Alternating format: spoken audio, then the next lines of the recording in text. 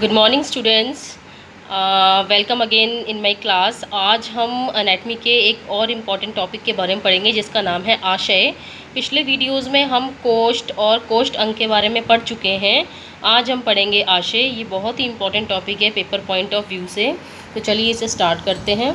तो सबसे पहले देखते हैं आशय होता क्या है। ठीक है, तो आशय शब्द जो है वो उसकी निरुक्ति अगर देखें तो आशय शब्द किससे बना है? आड़ धातु से। ठीक है, तो सबसे पहले हम किसी भी चीज़ की निरुक्ति लिखते हैं तो आशय शब्द आड़ धातु से बना है। ठीक है, अगर हम शारीर की दृष्टि से देखें तो आशय का तात्पर्य होता है अधिष्ठान। आशय का मतलब होता है अधिष्ठान, मीन्स जिसमें कोई चीज़ अधिष्ठित होकर रहती है उसे हम आशय कहते हैं।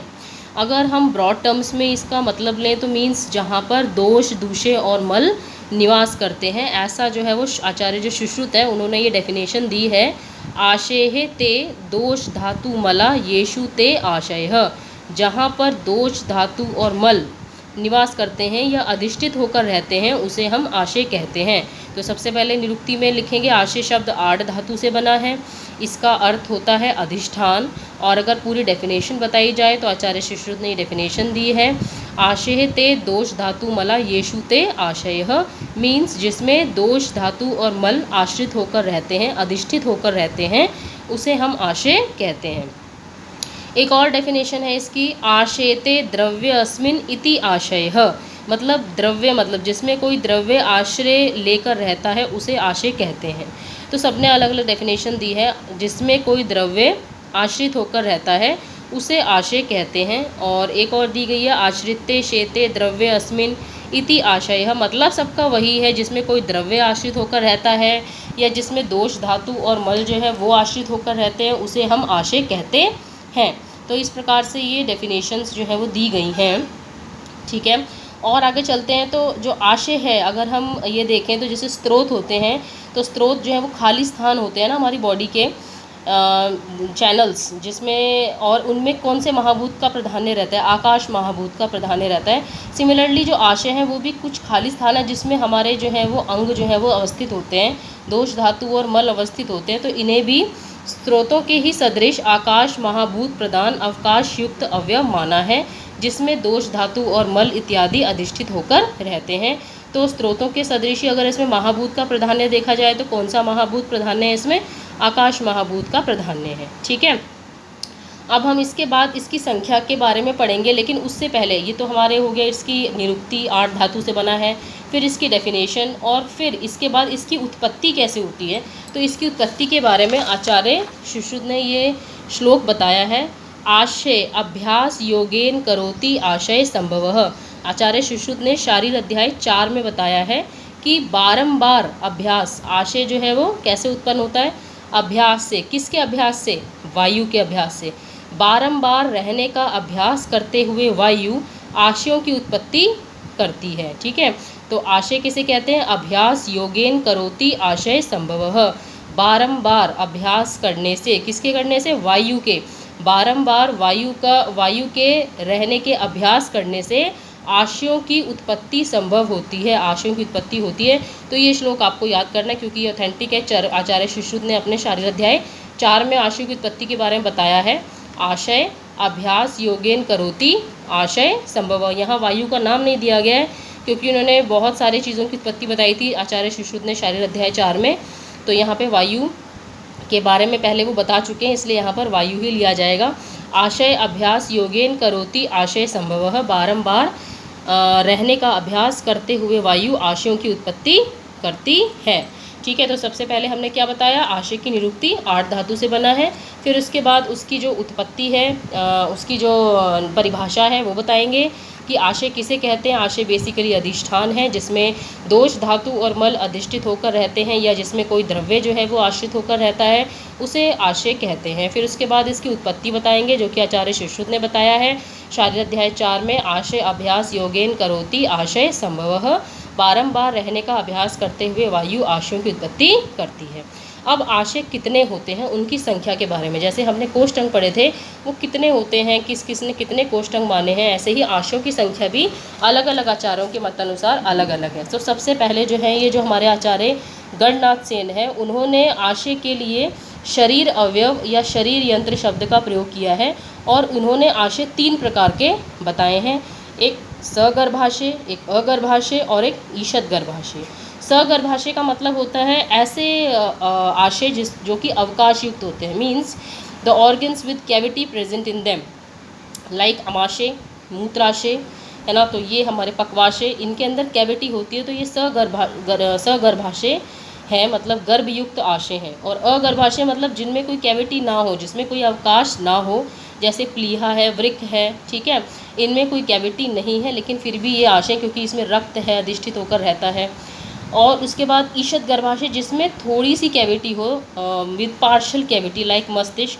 तो मस्तिष्क में जैसे हमारे वेंट्रिकल्स होते हैं ना, 3rd वेंट्रिकल, 4th वेंट्रिकल, तो ये समवट कैविटीज़ हैं जो कि ब्रेन में प्रेजेंट होती हैं। तो दीज आर आशय with some little bit cavity present in them, ठीक है। तो सगर्भाशय, अगर्भाशय और ईषद गर्भाशय, इस प्रकार से आशय 3 प्रकार के हैं अकॉर्डिंग टू आचार्य गणनाथ सेन। अब जो बेसिक है वो हमारे हैं आचार्य सुश्रुत। उन्होंने आशयों की संख्या कितनी बताई है? उन्होंने आशयों की संख्या 7 बताई है। This is very very important श्लोक, ये आपको ज़रूर करना है क्योंकि पेपर पॉइंट ऑफ व्यू से बहुत इंपॉर्टेंट टॉपिक है, मैं बार बार कह रही हूँ। आशय अस्तु, आशय अस्तु मतलब आशय कितने कौन से होते हैं? वाताशय, पित्ताशय, श्लेष्माशय। आप इसमें देखोगे पहले अह है, फिर ओ लगा दिया है, तो याद करने का एक सीक्वेंस आप आराम से याद कर सकते हो। वाताशय, पित्ताशय, श्लेष्माशय, रक्ताशय, अमाशय, पक्वाशय, ठीक है। आशय, आशय, फिर ओ करके लगा दिया, रक्ताशय, अमाशय, पक्वाशयो, मूत्राशय, 7वां आशय मूत्राशय, फिर स्त्रीणाम गर्भाशयो अष्टम इति, ऐसा आचार्य सुश्रुत ने शारीर अध्याय 5 में दिया है। तो उत्पत्ति जो है वो शारीर अध्याय 4 में दी गई है और इसकी जो संख्या है वो शारीर अध्याय 5 में दी गई है आचार्य सुश्रुत के द्वारा, ठीक है। तो आशय इन्होंने 7 कौन कौन से माने हैं? देखो, वाताशय, पित्ताशय और श्लेष्माशय 3, रक्ताशय 4था हो गया, अमाशय 5वां, पक्वाशय 6ठा हो गया और 7वां जो है वो मूत्राशय है। और स्त्रियों में एक 8वां आशय एक्स्ट्रा होता है जिसे हम बोलते हैं गर्भाशय। तो ये लिखा है स्त्रीणाम गर्भाशयो अष्टम इति, ठीक है। तो ये बहुत इंपॉर्टेंट श्लोक है, इसको आसानी से याद भी किया जा सकता है। आशय तु वाताशय, पित्ताशय, श्लेष्माशय, रक्ताशय, अमाशय, पक्वाशय, मूत्राशय, स्त्रीणाम गर्भाशयो अष्टम इति। This is given by Acharya Sushruta in शारीर अध्याय 5। Now come to the next point. Acharya Charak ने कितने माने हैं आशय? तो आचार्य चरक ने आशयों की कोई निश्चित संख्या का वर्णन नहीं किया है, ना ही उन्होंने स्पष्ट रूप से अलग से कहीं पर आशय का वर्णन किया है, जैसे इन्होंने तो अपने शारीर अध्याय 5 में, 4 में सुश्रुत ने किया है वर्णन। लेकिन आचार्य चरक ने कहीं स्पेसिफिक रूप से जो है वो इन आशयों का वर्णन नहीं किया है। बस अपना जो चरक सूत्र अध्याय 20 है, महारोग अध्याय है, वहाँ पर जो हमारे वात, पित्त और कफ है, इनका स्थान जब बताया है उन्होंने, इनके स्थान का वर्णन करते हुए, इनके विशेष स्थान का वर्णन करते हुए वहाँ पर आशय शब्द का वर्णन आया है। अदरवाइज़ और कहीं पे भी इन्होंने जो है वो आशय शब्द का वर्णन नहीं किया है। जैसे वात का स्थान बताया है, पक्वाशयो विशेषण वात स्थानम, पित्त का स्थान बताया है, अमाशयो विशेषण पित्त स्थानम, कफ का स्थान बताया है, तत्रपि उरो विशेषण श्लेष्म स्थानम। तो यहाँ पे आशय वर्ड आया है ना, पक्वाशयो, अमाशयो, ठीक है। तो ऐसे कोई आशयों का कोई संख्या और ना ही कहीं स्पेसिफिक डिस्क्रिप्शन दिया है। अब आते हैं अष्टांग संग्रह पे। अष्टांग संग्रह ने भी जो अष्टांग संग्रह है और अष्टांग हृदय हैं, उन्होंने भी आशयों की संख्या 7 बताई है और 8वां आशय गर्भाशय बताया बस, लेकिन इनके सीक्वेंस में डिफरेंस है। जैसे सुश्रुत ने पहले वाताशय, पित्ताशय, ये सीक्वेंस जो बताया है, पहले वाताशय, पित्ताशय, श्लेष्माशय, ठीक है, इन्होंने भी 7 माने, इन्होंने भी 7 माने हैं वाग्भट ने भी, लेकिन इनका सीक्वेंस थोड़ा सा डिफरेंट है। अष्टांग हृदय ने आशय के लिए आधार शब्द का प्रयोग किया है, ठीक है, आधार शब्द का प्रयोग किया, अष्टांग हृदय की स्पेसिफिक पॉइंट है ये। और इन्होंने सबसे पहले रक्त आशय का वर्णन किया है। जैसे आप ये श्लोक देख रहे हो, रक्त अस्य अधः क्रमात् परे कफ आम पित्त पक्वा नाम वायोः मूत्रस्य च क्रमात्। मीन्स पहले रक्ताशय, उसके बाद फिर कफ आशय, आमाशय, पित्ताशय, पक्वाशय और फिर वाताशय और फिर मूत्राशय। तो आपको ये सीक्वेंस जो है वो याद करना है, बस सीक्वेंस में ही डिफरेंस है, बाकी आप देखोगे सारे आशय वही हैं। ये देखेंगे मैंने हिंदी में भी लिखा हुआ है, रक्ताशय, कफ आशय, अमाशय, पित्ताशय, फिर पक्वाशय, फिर वाताशय और फिर मूत्राशय। और लास्ट लाइन जो दी गई है वो है गर्भाशयो अष्टम स्त्रीणाम पित्त पक्वाशय अंतराहा, ठीक है, गर्भाशयो अष्टम स्त्रीणाम पित्त पक्वाशय अंतरा, 8वां आशय गर्भाशय माना है, ठीक है। तो आप ये याद कर लेंगे। उसके बाद हमारे आचार्य शारंगधर हैं। शारंगधर ने इन्होंने भी 7 आशयों की कल्पना की है। इसमें विशेष रूप से इन्होंने अग्नाशय का वर्णन किया है। ये स्पेसिफिक पॉइंट है क्योंकि अभी तक किसी ने भी अग्नाशय का वर्णन आशयों में नहीं किया है, लेकिन शारंगधर ने अग्नाशय का वर्णन सप्ताशयों में किया है। तो आप ये चाहो तो श्लोक याद कर सकते हो, नहीं तो आप हिंदी याद कर लेना इसकी। जैसे ही मैं बताती हूँ इसका, श्लेष माशय स्याद उर्सी, ठीक है। उरहस्थल के अंदर पहला इन्होंने श्लेष माशय काउंट किया है, इन्होंने सीक्वेंस वाइज बताया है। उरहस्थल के भीतर श्लेष माशय तस्माद आमाशय तु अधः, और इस श्लेष माशय के नीचे आमाशय, इन्होंने सीक्वेंस वाइज बताया। पहले उरह स्थल के अंदर श्लेष माशय मतलब फुफ्फुस, और उसके नीचे आमाशय। ऊर्ध्वम अग्नाशयो, आमाशय के ऊपर अग्नाशय।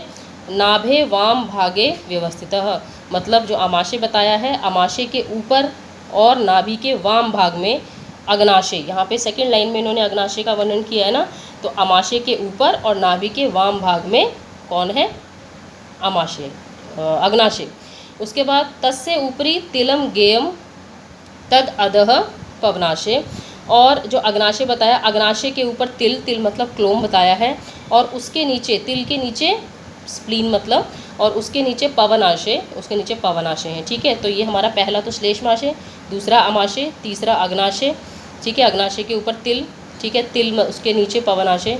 तो 1 2 3, और ये फोर्थ, ये नहीं, ये तो बताया है, फोर्थ नंबर का पवनाशय। फिर फिफ्थ में मलाशय तु अधः, पवनाशय के नीचे मलाशय। तस्माद वस्ती मूत्राशय तु अधः, और मलाशय के नीचे वस्ती है, जिसे हम मूत्राशय भी कहते हैं। और जो 7वां आशय है जीव रक्ताशय, ये कहाँ पर होता है? उरहस्थल में। मैंने लिखा है यहाँ पे देखिए हिंदी में, उरहस्थल के भीतर श्लेष्माशय, उसके नीचे आमाशय, आमाशय के ऊपर तथा नाभि के वाम भाग में अग्नाशय, अग्नाशय के ऊपर तिल या क्लोम है। ये आशय नहीं है, ये बस इसका लोकेशन बताई है ताकि हम अगला पॉइंट बता सकें पवनाशय, क्योंकि वो इसके ऊपर ही है। तो इसके नीचे जो है तिल के नीचे पवनाशय, पवनाशय के नीचे मलाशय, और मल आशय के नीचे मूत्राशय जिसका नाम वस्ती है, और 7वां आशय उरो गुहा में स्थित जीव रक्ताशय है, ठीक है। तो इस प्रकार से बताया है। और इन्होंने 7 आशय बताए हैं मेल्स में, और स्त्रियों में सबने एक आशय एक्स्ट्रा माना था गर्भाशय, लेकिन इन्होंने 3 आशय एक्स्ट्रा माने हैं। धरा गर्भाशय प्रोक्तः स्तनौ स्तनाशय मतौ, मतलब गर्भाशय और 2 स्तन, ये 2 जो है वो इन्होंने, जो स्तन्य का आशय है, ये 3। तो यानी कि स्त्रियों में इन्होंने 10 आशय माने हैं और पुरुषों में इन्होंने 7 आशय माने हैं। अब चलते हैं आचार्य काश्यप के अनुसार। आचार्य काश्यप ने भी 7 आशय माने हैं, और इनका स्पेसिफिक है, जैसे उन्होंने शारंगधर ने अग्नाशय का डिस्क्रिप्शन किया है आशय में, इन्होंने कृमि आशय का अलग से डिस्क्रिप्शन दिया है, ये इनकी स्पेसिफिक देन है। तो देखेंगे ऐसे विण मतलब मलाशय, मूत्राशय, कृमि आशय, पक्वाशय, आमाशय, कफाशय, पित्ताशय, ठीक है। बस आप इतना याद कर लेंगे। और स्त्रियों में जो 8वां आशय है वो गर्भाशय माना है। पृथक संति एते देही नाम कोष्ठे स्थिता गर्भाशयो अष्टम। तो इस प्रकार से जो है ये हमारे आशय का डिस्क्रिप्शन खत्म हो गया। अलग अलग आचार्यों के अनुसार उसकी निरुक्ति, उसकी डेफिनेशन, परिभाषा, उसकी उत्पत्ति, उसकी संख्या अलग अलग आचार्यों के मत अनुसार। बहुत इंपॉर्टेंट टॉपिक है। नेक्स्ट वीडियो में किसी और इम्पॉर्टेंट टॉपिक के साथ फिर मिलेंगे। तब तक के लिए ऑल द बेस्ट।